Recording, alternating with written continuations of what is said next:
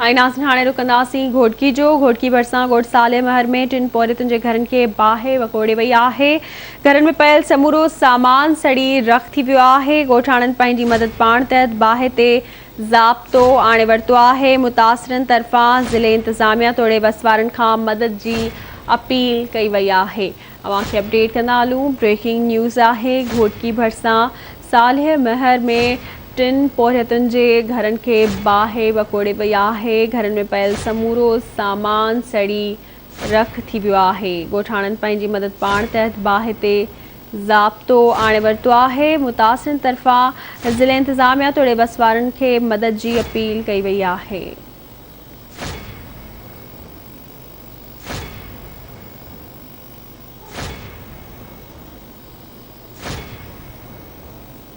Line ते मौजूद है मुश्ताक लिगारी। जी मुश्ताक, आगाह कजो।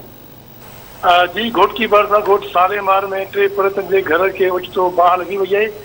जंहिं में घर में पियल समूरो सामान सड़ी रख थी वियो। पोरियत कंबर बुअड़, वली मोहम्मद बुअड़, प्यारो बुअड़ जे घरनि खे ओचितो बाहि लॻी वई। जंहिं सबबि घरनि में पियल नियाणियुनि जो ॾाज समेत घर में पियल समूरो सामान अलाह सड़ी रख थी वियो आहे। ॻोठाणनि पंहिंजी मदद पाण तहत बाहि ते ज़ाब्तो आंदो आहे।